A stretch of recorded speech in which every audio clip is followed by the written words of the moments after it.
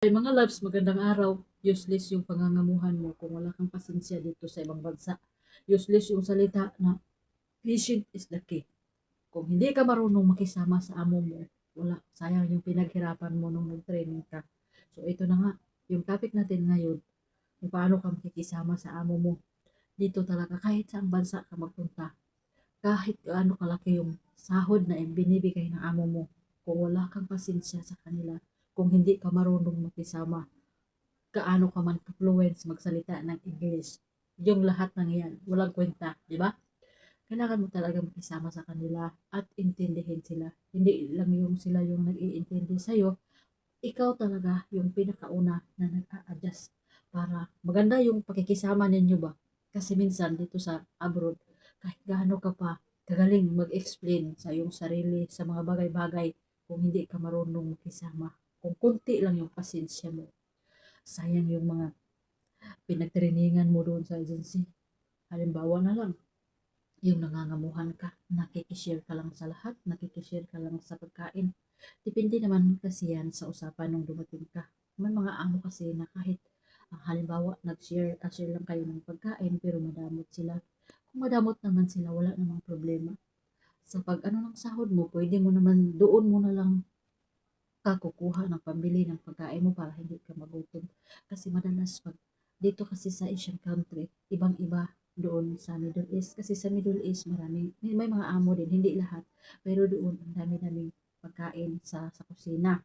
Ikaw na yung mag-a-adjust kung ano yung kakainin mo.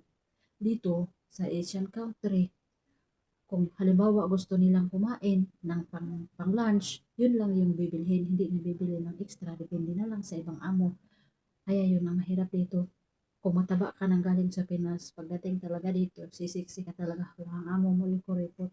Pero hindi naman sa lahat. Ito sa akin, may mga pagkain talaga na nandun sa cabinet or kung saan yung lalagyan na para sa akin.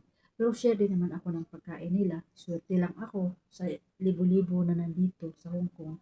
Isa ako sa pinalad na maswerte pagdating sa pagkain.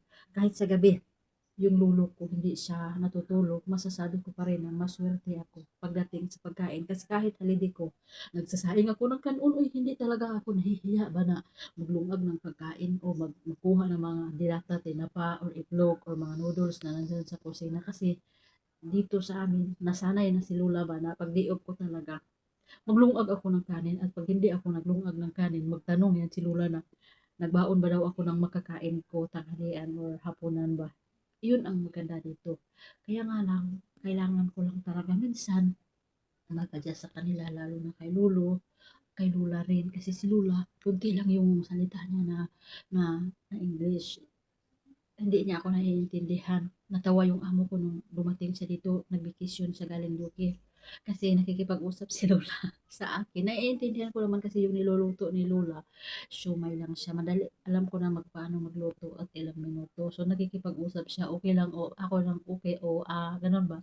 Tawang-tawa talaga yung amo ko sa akin kasi sabi niya, in fairness ha, naiintindihan mo na si mama, yung mama ko, yung mama daw niya. Sabi ko na, ako honest ako sa amo ko, sabi ko, hindi lahat na naintindihan ko, ma'am. Kunti lang naintindihan ko. At saka yung amo ko, hindi naman ako perfect na honest sa kanya, pero nung dumating talaga ako dito sa kanila, talagang sinabi ko talaga na yung English ko, kunti lang ba? Oh, sinabi ko para alam niya. So nagsabi na rin siya na kunti lang yung English niya. So si Sir lang yung talagang magaling sa English. Oh, mas maganda yung mag-offer kayo ano yung mga sasabihin mo para alam niya. Tinatanong ako kung ano yung mga hindi ko kinakain. Yung pinakaayaw kong kainin yung duck. Ayaw kong kainin yung mga luto nila. Maliban na lang sa luto sa atin sa Pilipinas kasi masasarap tayo magluto. Masarap din naman yung sa kanila pero sa panglasa nila, sa panglasa natin, iba-iba kasi tayo ng panglasa. Ayun na nga, dito, kung ano ka talaga, makikipagsabayan ka sa kanila kasi sila, yung bang pakiramdam nila na sila talaga yung tama.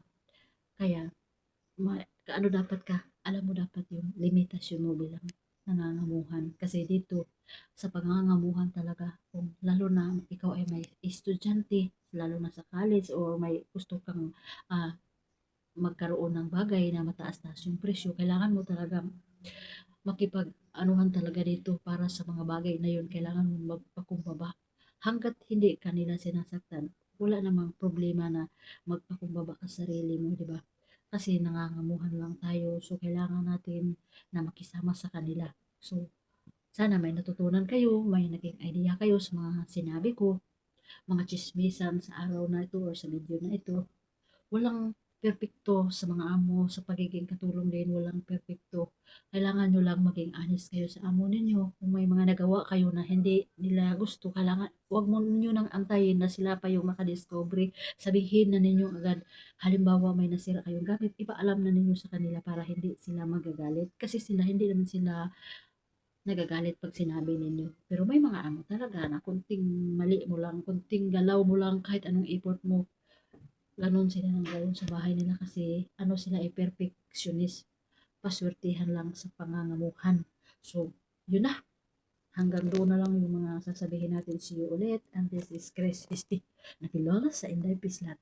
Galaw-galaw yung ating video, di ba? Bye-bye hanggang sa muli.